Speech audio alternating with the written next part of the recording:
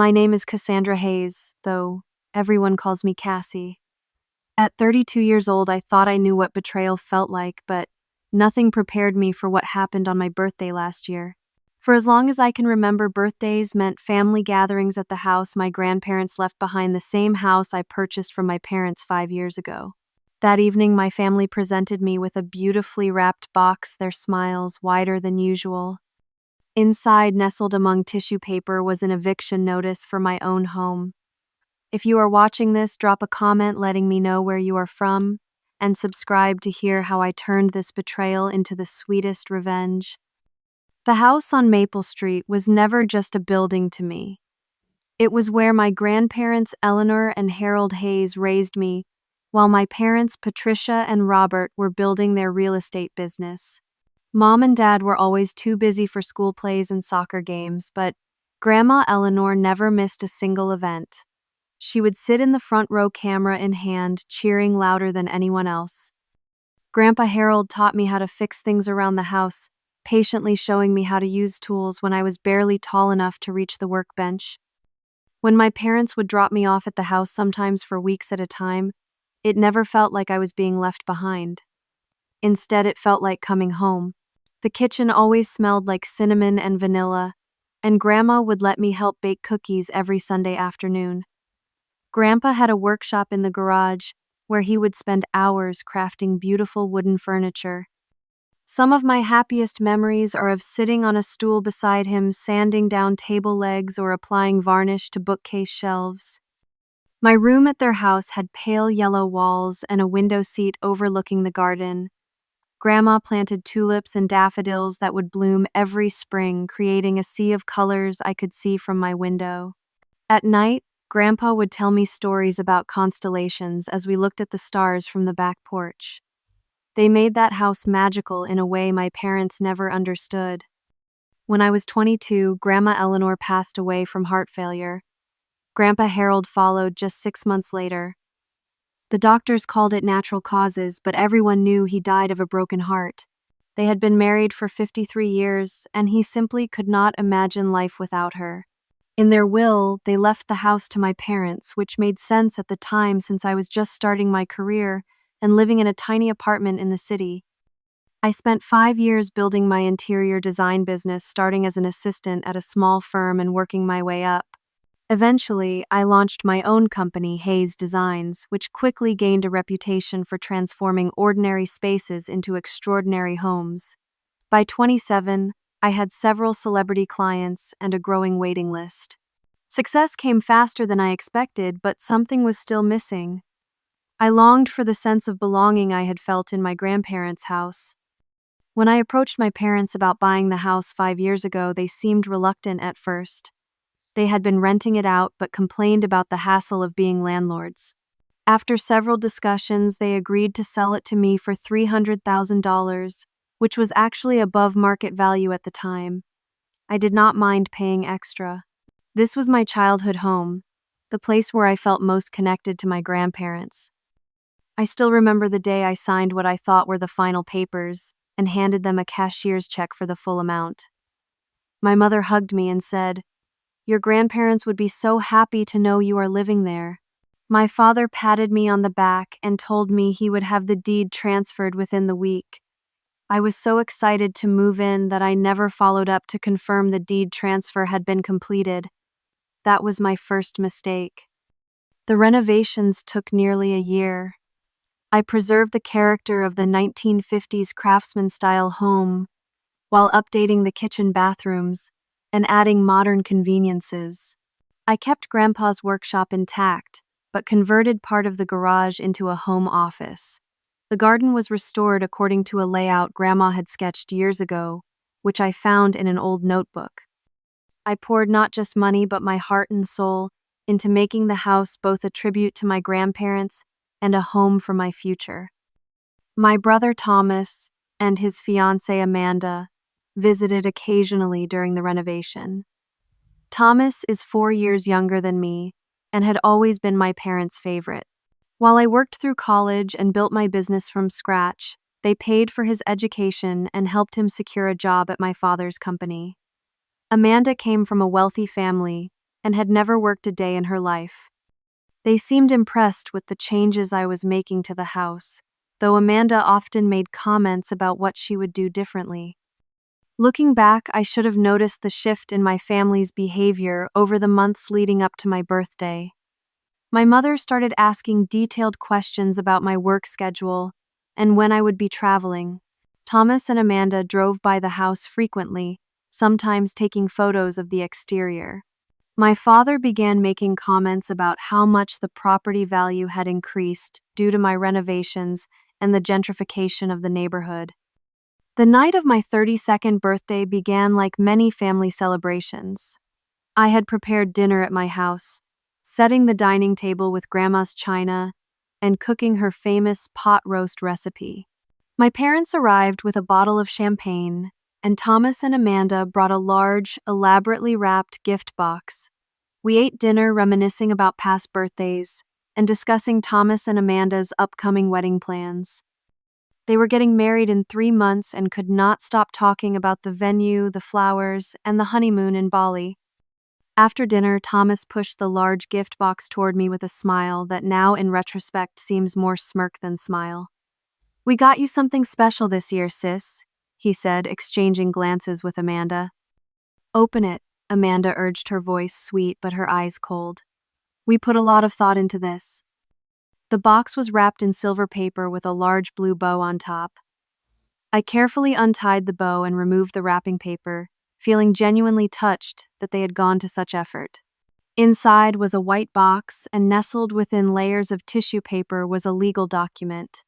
At first, I thought it might be a gift certificate for a spa day or tickets to a show. As I unfolded the paper, my smile froze on my face. It was an eviction notice ordering me to vacate the premises at 112 Maple Street within 30 days. I looked up expecting to see expressions of horror, someone to tell me this was a terrible mistake. Instead, I saw 4 faces watching me with varying degrees of satisfaction and anticipation. In that moment, I realized this was no mistake. This was deliberate. This was planned. And my entire family was in on it. "Is this some kind of joke?" I asked, my voice barely above a whisper, as I held the eviction notice with trembling hands. The paper felt heavy, as if the weight of the betrayal had given it physical mass. My father cleared his throat and straightened in his chair, adopting the same expression he used when closing difficult business deals. "No, Cassie, it is not a joke. Your mother and I have decided to gift the house to Thomas and Amanda as a wedding present." "But this is my house," I said, my voice rising. "I bought it from you 5 years ago. I paid you $300,000. My mother reached for her wine glass, not quite meeting my eyes. "Well, technically, we never completed the transfer of the deed. It is still in our names." The realization hit me like a physical blow. "You took my money, but never transferred the deed. That is fraud." Thomas leaned forward, his expression a mixture of condescension and fake sympathy. "Look, Cassie, we know this is disappointing, but Amanda and I need a place to start our family. This house has 4 bedrooms. It is perfect for us." Amanda nodded eagerly. "We have been looking at houses for months, but nothing feels right. When your parents offered us this one, it just seemed meant to be." She glanced around the dining room. "Though we will need to make some changes, of course. That wall should come down, and these floors are so outdated." I stared at her in disbelief.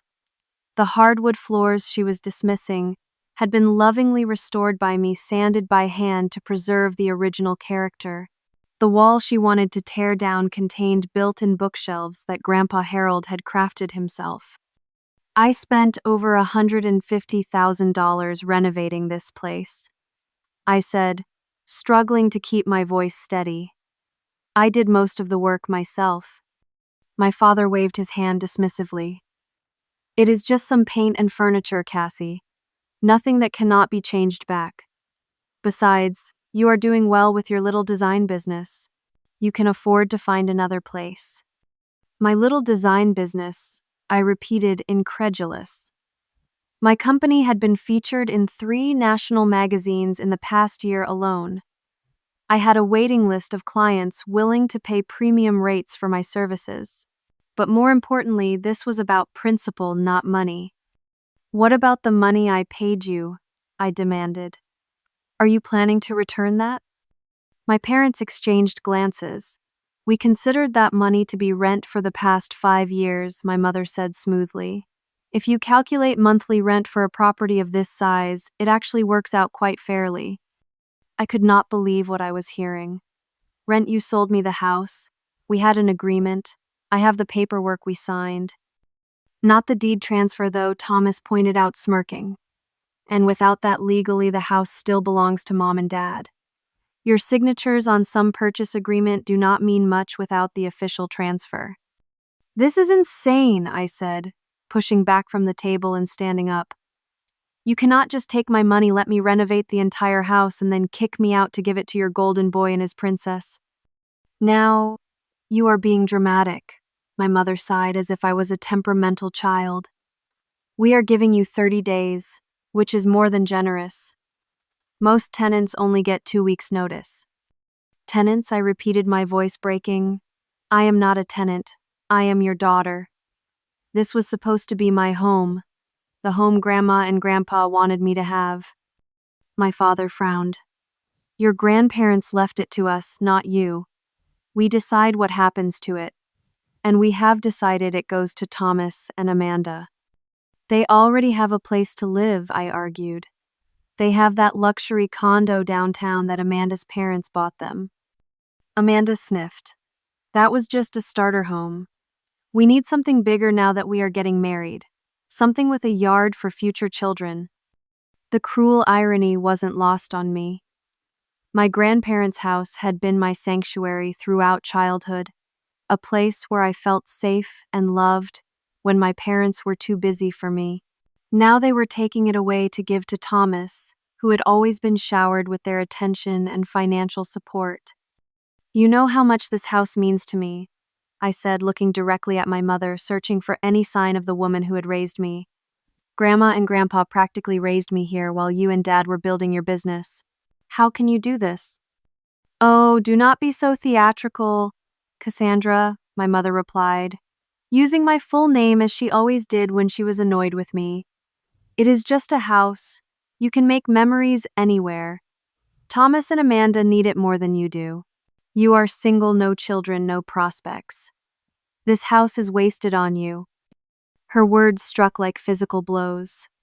No prospects. I had built a successful business from nothing. I had friends, a life I loved. But in my mother's eyes, without a husband and children, I was somehow less deserving. So that is it. You are just going to steal my house and my money?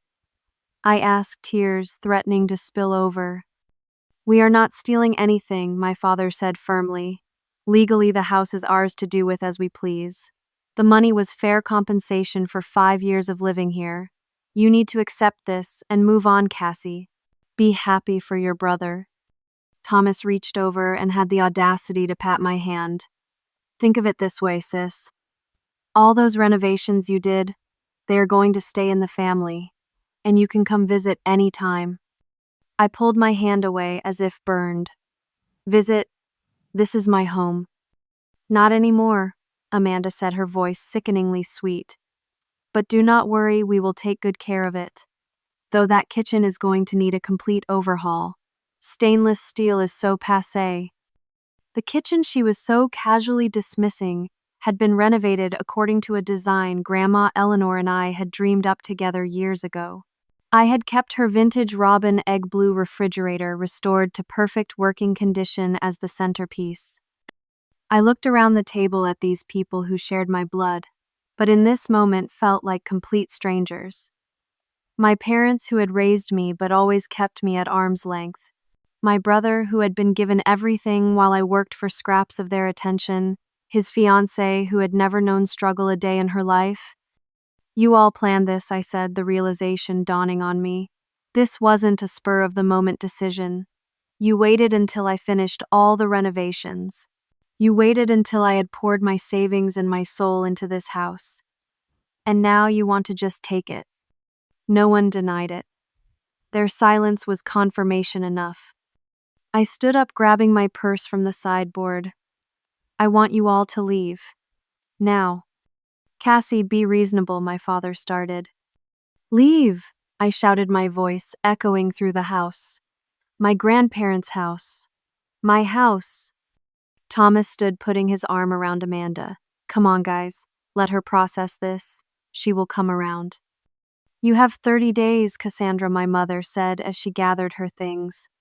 I expect the house to be in good condition when you leave. No spite damage. They filed out, leaving me standing in the dining room, surrounded by the remains of the birthday dinner I had lovingly prepared. The door closed behind them, and only then did I allow myself to collapse into a chair and let the tears flow freely. I had never felt so betrayed, so humiliated, so utterly alone in my life.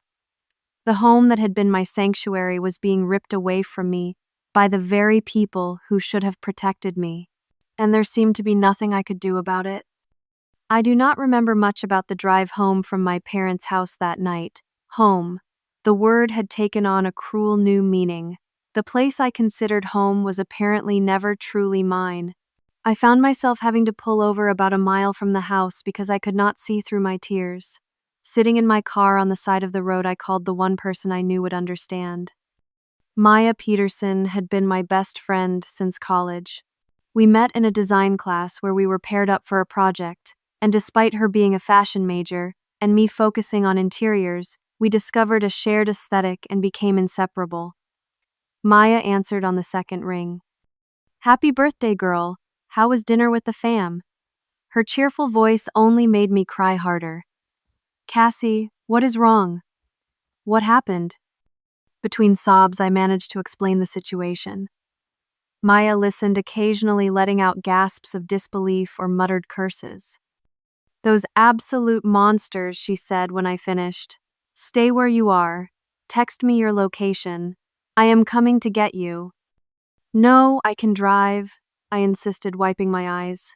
Just meet me at the house. Are you sure? You sound really upset. I will be fine. I just need 5 minutes. It took closer to 15 minutes before I felt composed enough to drive safely. By the time I pulled into my driveway, Maya was already there, leaning against her car, 2 bottles of wine visible in a bag at her feet. The moment I stepped out of my car, she wrapped me in a fierce hug. I cannot believe they would do this to you. On your birthday of all days. Inside, we sat at my kitchen island, the same island I had designed with reclaimed wood from an old barn, now apparently destined to be torn out by Amanda. I retold the story in more detail while Maya poured generous glasses of wine and made appropriately outraged comments. So let me get this straight, she said, refilling our glasses. You paid them $300,000 for this house 5 years ago. I nodded, taking a long sip, plus another $150,000 in renovations, not to mention countless hours of my own labor. And they never officially transferred the deed to your name. Apparently not. Dad said he would handle it. I trusted him. I laughed bitterly. Stupid me. Maya shook her head. That is not stupid, Cassie. That is normal. They are your parents. You are supposed to be able to trust them. Well, now I know better. Do you have any documentation? The original agreement. Proof of payment. I nodded slowly. I should have copies of everything in my files. I keep all important documents. Good, Maya said decisively. Because what they are doing is fraud, plain and simple. You need to talk to a lawyer. I spent a sleepless night going through my home office, pulling out every document related to the house purchase. The signed agreement clearly stated that I was purchasing the property at 112 Maple Street for the sum of $300,000. I found a copy of the cashier's check I had given them. I even found text messages and emails discussing the sale. But Maya was right. There was no deed transfer. My parents had never completed the most crucial step in the process. Whether through deliberate deception or negligence, they had failed to legally make the house mine despite taking my money. By morning, I had compiled a thick folder of evidence bank statements showing the withdrawal of funds, the original purchase agreement with both my parents, signatures, receipts for renovation, materials and contractor invoices before and after, photos of the extensive work I had done, and even utility bills in my name for the past 5 years. Maya came back the next morning with coffee and determination. "I talked to my cousin Martin last night," she said, setting a latte in front of me. "He is a real estate attorney. He says what your parents did is textbook fraud, and you definitely have a case." "I do not want to sue my parents, Maya," I said, although the thought had certainly crossed my mind during the long, sleepless night. "You might not have a choice if you want to keep your house," she replied gently. "Martin said he can meet with you today for a consultation. No obligation." I sighed, rubbing my temples where a headache was forming. Let me try talking to my mom first. Maybe if I approach her one-on-one without Dad and Thomas and Amanda there, she will see reason. Maya looked skeptical but nodded. "Okay, but if that does not work, promise me you will see Martin." I promised, though. I held out hope it would not come to that. Surely my mother, when confronted directly, would acknowledge the wrong they were doing. I was sorely mistaken. When I called my mother later that morning and asked to meet for coffee, her tone was cold and businesslike. "I think everything that needed to be said was said last night, Cassandra. The decision has been made." "Mom, please," I said, hating the pleading tone in my voice. "You took my money. You let me believe this house was mine for 5 years. How can you justify that?" As I said, consider it rent. Quite reasonable rent, actually, for a house of that size. That is not what we agreed to, and you know it. I have the signed purchase agreement. There was a pause on the other end of the line.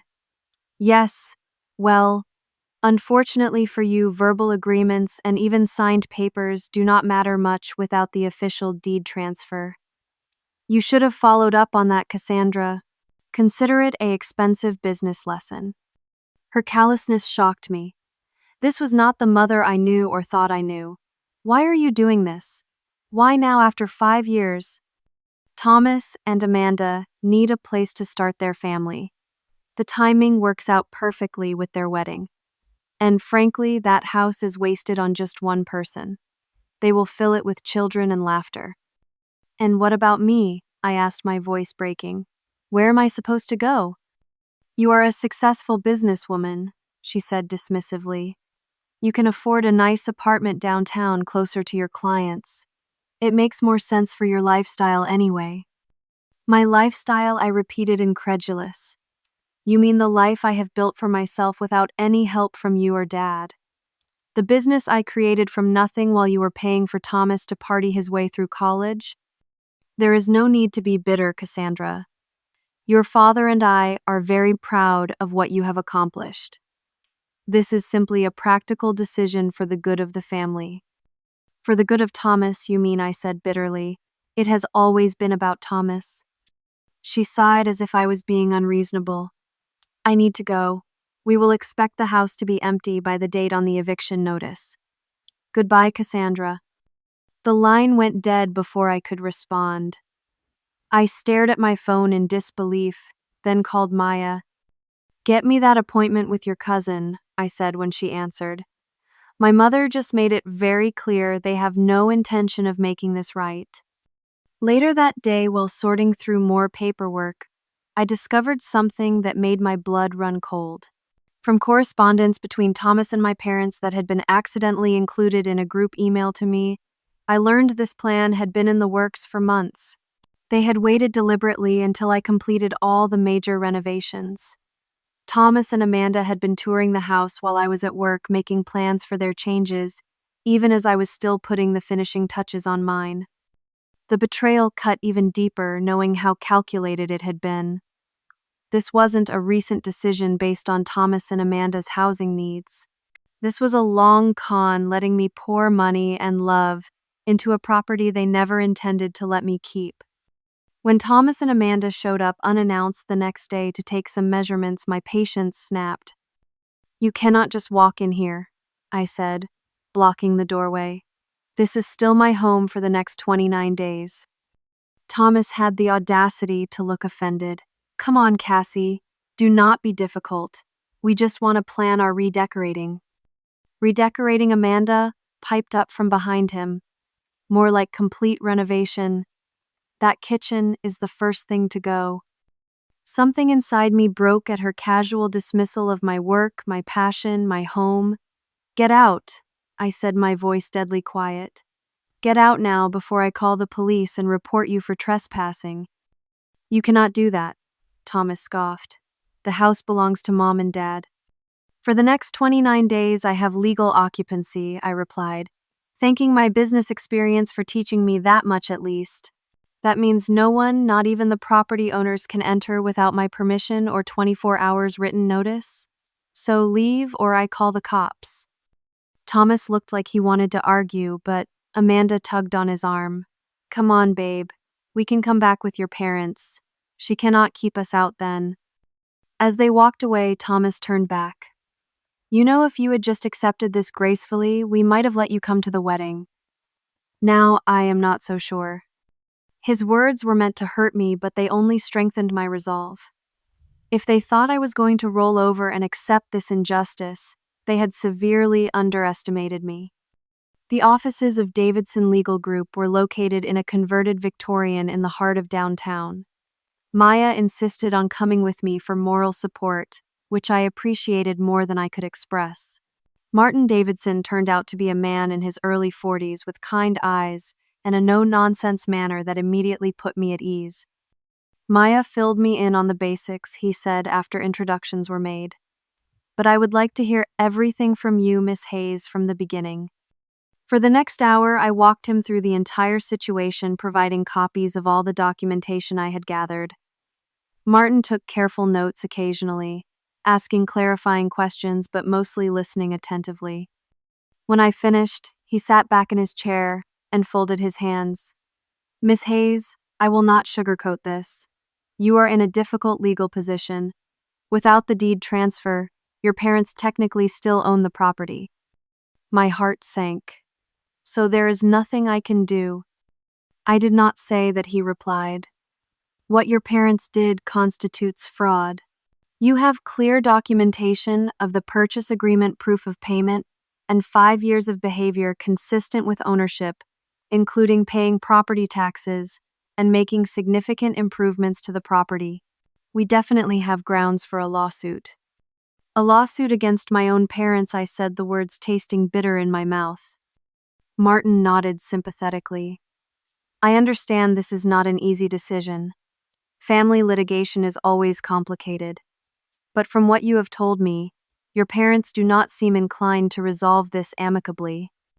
They are not, I confirmed. They have made it very clear they intend to go through with this. Then, you have two choices, Martin said.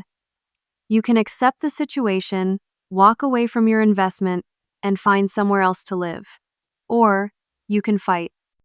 Maya, who had been uncharacteristically quiet, spoke up. She needs to fight. They cannot get away with this. Martin looked at me. What do you want to do, Miss Hayes? I thought about my grandparents, about the love they had poured into that house and into me. I thought about the 5 years I had spent restoring and improving every inch of the property. I thought about Thomas and Amanda's smug faces as they planned to tear it all apart. I want to fight, I said firmly. What do we do next? Martin outlined a strategy that would begin with filing for an injunction to prevent my eviction while the case was pending. He explained that we would argue for specific performance of the purchase agreement, essentially asking the court to force my parents to complete the deed transfer they had promised 5 years ago. There is one more thing you should consider, Martin said, leaning forward. Did your grandparents leave any indication of their wishes for the property? Any letters, videos, or conversations that suggested they wanted you specifically to have the house? I thought about it. They always said I would inherit the house someday, but I do not know of any written documentation. They left everything to my parents in their will. It might be worth looking through any of their personal effects you might have kept. Sometimes people leave letters with their will expressing wishes that are not legally binding, but can be persuasive in court. That evening, I found myself in my attic, going through boxes of my grandparents' belongings that I had kept after they passed. Most were sentimental items, photo albums, grandma's recipe cards, grandpa's collection of woodworking books. But in a small wooden box that had belonged to Grandma Eleanor, I found something unexpected. It was a sealed envelope with, "To be opened upon our deaths," written on the front in my grandmother's elegant handwriting. With trembling fingers, I opened it to find a letter, dated just 3 months before Grandma passed away. The letter was addressed to my parents, expressing my grandparents' wishes for the house. They had left it to my parents with the explicit understanding that it would eventually go to me, as they considered it my true home. They acknowledged that legally they were leaving everything to my parents for simplicity, but made their intentions for the house crystal clear. "We have watched Cassie grow up in these walls," Grandma had written. "This house has been her sanctuary and her joy. It is our deepest wish that when the time is right, this home will pass to her to continue the legacy of love we have built here." The letter was signed by both my grandparents and had been witnessed by their longtime neighbor, Mrs. Abernathy, who still lived next door. I sat on the attic floor, tears streaming down my face, clutching this precious evidence of my grandparents' love and intentions. The next morning, I brought the letter to Martin, who read it carefully. "This is extremely helpful," he said. "While it does not override the will, it clearly establishes your grandparents' intentions. Combined with the purchase agreement and proof of payment, it strengthens our case considerably." "My parents must have known about this letter," I said, the realization hitting me. It was addressed to them. They deliberately ignored my grandparents' wishes. Martin nodded grimly. "Unfortunately, that seems to be the case. Are you still certain you want to proceed with legal action?" "More than ever," I replied. Over the next few weeks, as the eviction date loomed closer, Martin worked tirelessly on my case. We filed for an emergency injunction to stop the eviction, which was granted pending a hearing.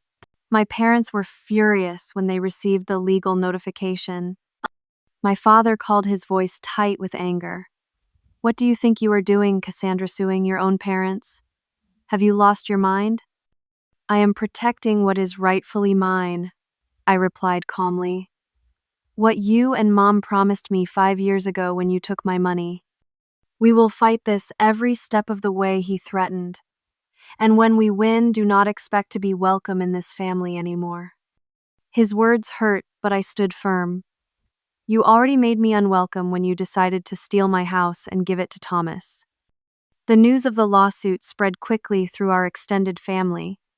Most sided with my parents, believing their version of events or simply unwilling to challenge them. But to my surprise, my mother's sister, Aunt Judith, reached out to offer her support. "I am not surprised Robert and Patricia would do something like this," she said when we met for coffee.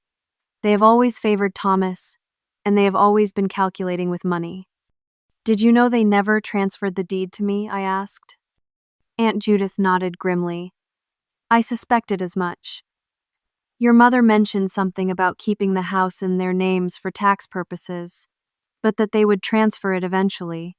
I thought it was strange, but it wasn't my business to interfere." "Did you know about my grandparents' letter?" Her eyes widened. "What letter?" I showed her a copy, and she read it with growing indignation. "This is exactly what Eleanor would have wanted. She loved you so much, Cassie. She was always worried that Patricia and Robert did not appreciate you enough. Would you be willing to testify about this? About conversations you might have had with Grandma about her wishes for the house?" Aunt Judith did not hesitate. "Absolutely. Eleanor told me many times that she wanted you to have that house someday. She said it was the only place you seemed truly happy as a child." With Aunt Judith's support and Mrs. Abernathy's confirmation that she had witnessed the letter, our case grew stronger. Martin also tracked down several contractors who had worked on my renovations and were willing to testify about the extent of the improvements I had made to the property. Meanwhile, Thomas and Amanda's wedding plans continued. Through family gossip, I learned they had been telling everyone that they would be moving into their new house immediately after returning from their honeymoon. They had even hired a decorator to begin work while they were away, planning to completely transform the home I had so lovingly restored. The more I learned about their plans, the more determined I became to stop them. This wasn't just about money anymore. It was about justice, about honoring my grandparents' wishes, and about standing up for myself against a family that had always treated me as less important than my brother. As the court date approached, my parents attempted to settle. They offered to return half of my original payment if I would drop the lawsuit and vacate the property. "They are getting desperate," Martin observed when he called to relay the offer. "They know we have a strong case." "I am not interested in settling," I told him. "This is my home and I want it back legally and officially." "Then we proceed to court," he said. "Are you prepared for how ugly this might get? Family lawsuits can reveal painful truths." I thought about the 5 years I had spent believing I owned my home, about the love and care I had put into every detail about my grandparents' wishes that had been deliberately ignored. "I am prepared," I said. "Some truths need to be revealed." The date for our preliminary hearing was set for 3 weeks before Thomas and Amanda's wedding. This timing was coincidental but felt somehow appropriate. My parents had tried repeatedly to pressure me into delaying the proceedings until after the wedding, but Martin advised against it. "They are hoping you will soften your stance once the wedding emotions are in play," he explained, "or that once Thomas and Amanda move in, it will be harder emotionally and legally to remove them." Our strategy was straightforward but powerful. We would present the signed purchase agreement, proof of payment evidence of my 5 years of ownership behavior, including tax payments and improvements, and most importantly, my grandparents' letter expressing their wishes for me to have the house. "We need to be prepared for their counter-arguments," Martin warned during one of our strategy sessions. "They will likely claim the money was a gift or rent, not a purchase price. They might argue that without the deed transfer, no sale was finalized regardless of the signed agreement." "What about the letter?" I asked. "They cannot argue against my grandparents' clear wishes. They can claim they never saw it, or that it was written when your grandparents were not of sound mind. We need Mrs. Abernathy's testimony to be rock solid." Mrs. Abernathy, my grandparents' 84-year-old neighbor, was more than happy to help. When I visited her to discuss her testimony, she was indignant on my behalf. "Your grandmother told me specifically that she wanted you to have that house," she said, firmly pouring tea into delicate cups. "She worried about you, you know. Said your parents never gave you the attention you deserved, always focused on that brother of yours." Her words brought tears to my eyes. "I miss her so much," I admitted. "Being in that house makes me feel close to her and Grandpa. Eleanor would be furious if she knew what your parents are trying to do." "Mrs. Abernathy," said, patting my hand, "I will make sure the judge knows exactly what she wanted." Martin also arranged for testimonies from several contractors who had worked on my renovations, as well as my accountant, who could confirm I had been paying property taxes and claiming homeowner deductions for 5 years with no objection from my parents. As our case built, so did the pressure from my family. Relatives I rarely spoke to suddenly called to reason with me. Friends of my parents reached out to express their disappointment in my actions. Even some of my own friends questioned whether suing my family was worth it. "You can always buy another house," one well-meaning friend suggested. "Is it worth destroying your relationship with your family?" "They destroyed that relationship when they decided to steal my home," I replied. "And this isn't just about a house. It is about standing up to people who think they can take advantage of me." My Aunt Judith became my strongest ally, offering not just her testimony but emotional support when the stress became overwhelming. She also provided valuable insight into my parents' motivations. "Your father's business has been struggling for the past couple of years," she revealed during one of our strategy sessions. They have had to downsize their office and let go of several employees. Is that why they are doing this financial problems? I asked, surprised. My parents had always projected an image of unshakable success. Partly, Judith said. But it is also about control and favoritism. They have always given Thomas whatever he wanted, and they have always expected you to fend for yourself. When you succeeded despite their lack of support, I think it almost annoyed them. So they decided to take the one thing that means the most to me and give it to him, I said bitterly. Essentially, yes. Plus, I think they resent how much you have improved the property. Its value has probably doubled since you bought it, and they realize they sold it to you for too little.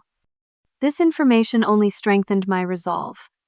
I worked closely with Martin to anticipate every possible argument my parents might make and prepare counter-arguments. We gathered additional witnesses, including my grandparents' former attorney, who confirmed they had often spoken of wanting me to have the house eventually. Meanwhile, Thomas and Amanda continued with their wedding plans, apparently confident that my lawsuit would fail or be delayed until after they took possession of the house.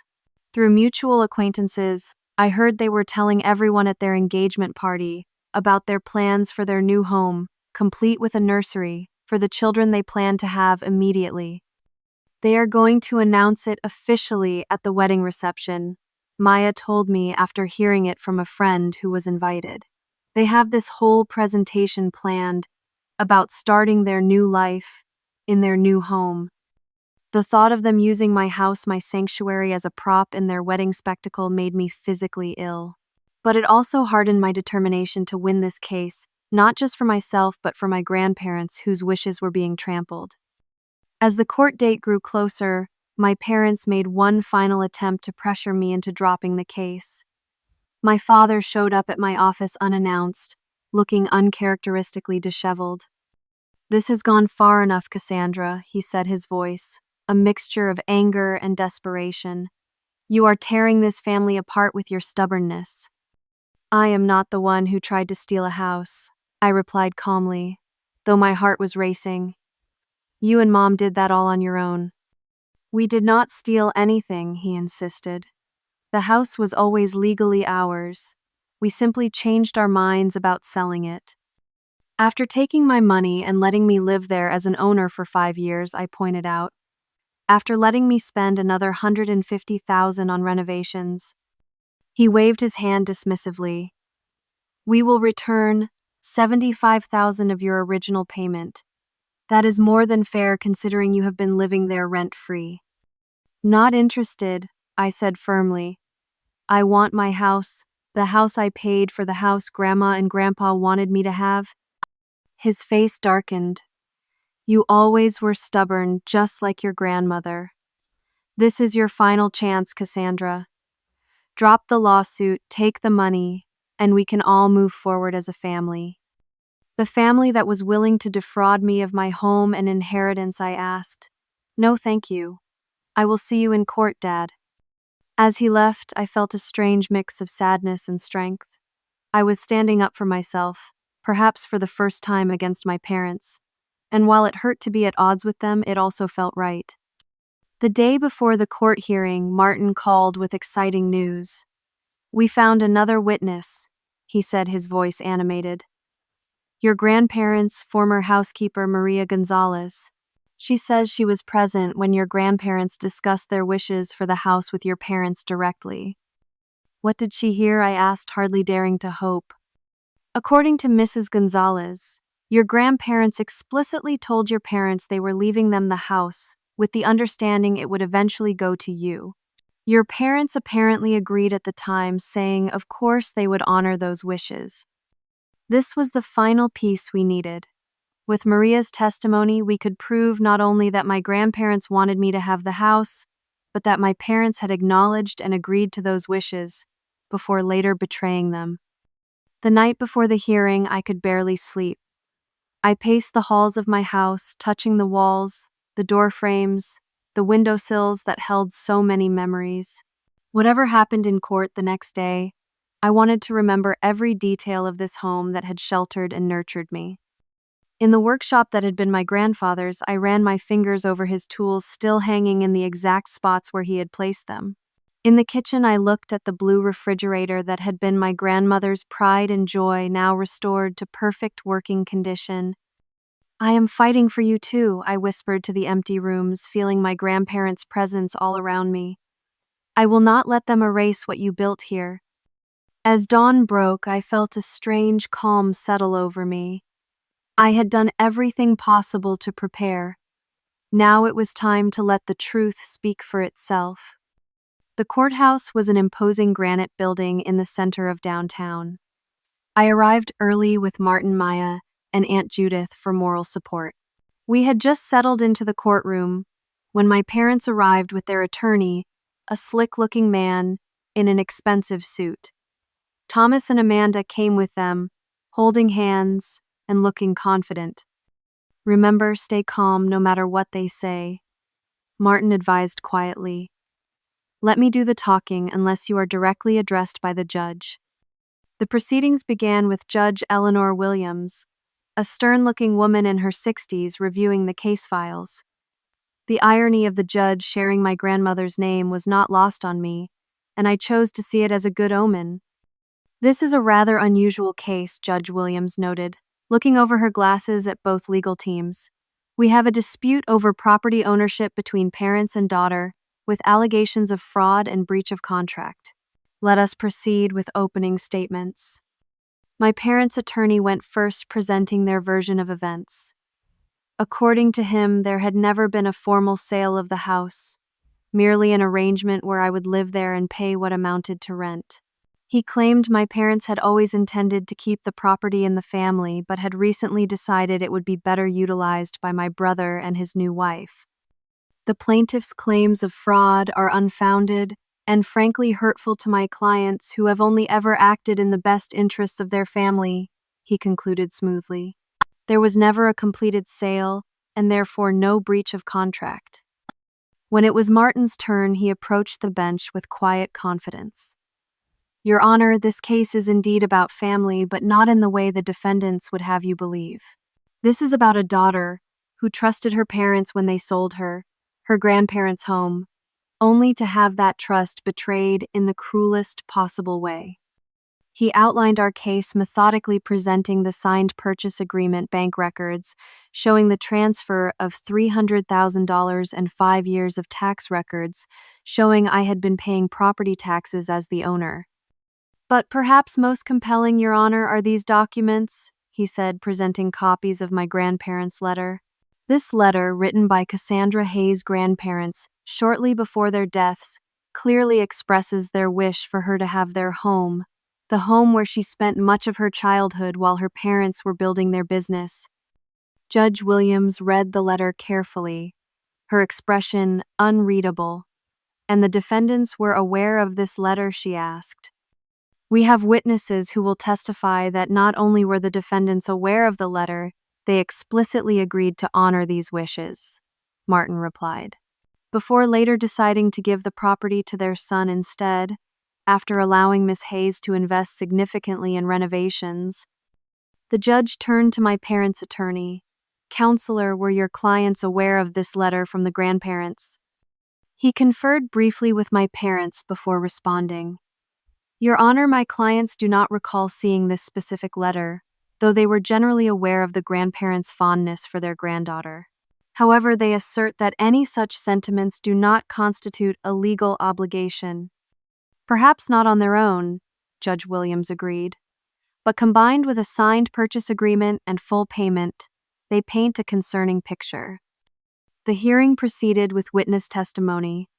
Mrs. Abernathy testified first, her voice clear and strong despite her age. "Eleanor and Harold Hayes were dear friends of mine for over 40 years, she told the court. "They made it very clear to me, and others, that they wanted Cassandra to have their home eventually. They left it to their son and daughter-in-law, with that explicit understanding." Maria Gonzalez, my grandparents' former housekeeper, provided the most damning testimony. "I was present when the senior Mr. and Mrs. Hayes told their son and daughter-in-law about their wishes," she said firmly. "It was about 3 months before Mrs. Eleanor passed away. They said they were leaving everything to them in the will for simplicity, but that the house should go to Cassandra when she was established enough to maintain it. And how did the defendants respond? Martin asked. They agreed, Maria said. Mrs. Patricia said, Of course, Mother. We know how much Cassie loves this house. It will be hers when the time is right. I glanced at my parents, who were whispering urgently to their attorney. My mother looked pale, and my father was clenching his jaw in the way he always did when things were not going his way. Next came the contractors who had worked on my renovations, each testifying to the extensive improvements I had made, and confirming that I had presented myself as the owner of the property. My accountant testified that I had been claiming homeowner tax deductions for 5 years with no objection from my parents. Finally, it was my turn to testify. I took the stand feeling surprisingly calm. Martin guided me through my testimony, asking about the purchase agreement, the money I had paid, and my understanding of the arrangement. Did you believe you were purchasing the house from your parents 5 years ago? He asked. Absolutely, I replied. They presented it as a sale. I paid them $300,000, which was actually above market value at the time. My father said he would handle the deed transfer, and I trusted him to do so. And over the past 5 years, have you behaved as the owner of the property? Yes. I have paid all property taxes, insurance, and maintenance costs. I have invested approximately $150,000 in renovations and improvements. I have treated it as my home because I believed it was my home. When my parents' attorney cross-examined me, he tried to suggest that I had misunderstood the arrangement or that I had somehow neglected my responsibility to follow up on the deed transfer. Miss Hayes, if this property was so important to you, why did you not ensure the deed was properly transferred to your name? He asked. Because I trusted my parents, I said simply. My father told me he would handle it, and I believed him. In my family, at least until recently, we took each other at their word. By the end of the day, Judge Williams called both attorneys to approach the bench. After a brief conference, she addressed the courtroom. This is a complex case with significant family implications. I will need time to review all the evidence before making a ruling. However, she added, looking directly at my parents, I am issuing a temporary injunction, preventing any transfer or modification of the property until this matter is resolved. Miss Hayes will remain in the home during this period. As we left the courthouse, I felt cautiously optimistic. Martin was pleased with how the day had gone. The judge seemed receptive to our arguments, he said, and that temporary injunction is a good sign. She would not have issued it if she thought your case was weak. 3 days later, much sooner than expected, Martin's office received the judge's ruling. He called me immediately. We won, Cassie, he said, his voice jubilant. The judge ruled that there was clear intent to sell you the property, that you paid full consideration, and that your parents' actions constituted fraudulent misrepresentation. I sat down, my legs suddenly weak. What does that mean exactly? It means the judge has ordered your parents to complete the deed transfer within 48 hours at their expense. She also awarded you damages of $75,000 to compensate for the distress and legal expenses. We really won? I asked, still not quite believing it. Completely. Judge Williams was particularly influenced by your grandparents' letter and Maria Gonzalez's testimony. She wrote in her ruling that your parents' behavior was not just legally fraudulent but morally reprehensible, particularly given the clear wishes of your grandparents. I burst into tears, 5 months of stress and fear finally releasing. The house was mine legally and officially. My grandparents' wishes would be honored. Justice had prevailed. My parents filed an emergency appeal, but it was quickly denied. The court clerk called to inform me that my parents had complied with the order and the deed had been transferred to my name. After 5 years, the house was finally legally mine. Thomas and Amanda's wedding was scheduled for the following weekend. I had not been invited, of course, but I had received reports from Aunt Judith, who was attending. According to her, they still planned to make their big announcement about moving into their new home after the honeymoon, apparently not believing that I had won the case, or perhaps thinking they could still appeal. They have been telling everyone they are just waiting for the legal confusion to be cleared up, Aunt Judith told me over the phone. They are even having a decorator start work next week while they are in Bali. They are in for a surprise, I said, an idea forming in my mind. Judith, could you do me a favor at the wedding? The day of Thomas and Amanda's wedding arrived a beautiful Saturday in June. I spent the morning at the courthouse obtaining certified copies of the deed and judge's ruling. Then I went shopping for a very special wedding gift. Thomas and Amanda's wedding was held at the Grand Regency Hotel, one of the most expensive venues in the city. I arrived just as the reception was beginning, dressed elegantly but unobtrusively in a simple black dress. The security guard at the door checked my name against the guest list. "I am sorry, miss, but you do not seem to be on the list," he said apologetically. "Oh, I am not staying for the reception," I explained. "I just need to drop off a gift for my brother and his wife. Family tradition." He hesitated, then nodded. "All right, but please make it quick." I slipped into the reception hall where guests were mingling, waiting for the bride and groom to make their entrance. I spotted Aunt Judith, who gave me a discreet nod. My parents were near the head table, looking tense despite the festive occasion. They had not spoken to me since the judge's ruling. The DJ announced the entrance of the newlyweds, and Thomas and Amanda swept in to applause, looking picture-perfect and smugly happy. They made their way to the head table where a microphone was set up for speeches. After the maid of honor and best man had given their speeches, Thomas stood up, taking Amanda's hand. "Before we begin dinner, Amanda and I have a special announcement," he said, smiling at the crowd. "As many of you know, we have been looking for the perfect place to begin our life together." Amanda chimed in, her voice syrupy sweet. "And we are so blessed to have found that perfect place, thanks to the incredible generosity of Thomas' parents." My father stood up, champagne glass in hand. "Patricia and I are thrilled to announce that, as our wedding gift to Thomas and Amanda, we are giving them a beautiful home that has been in our family for generations."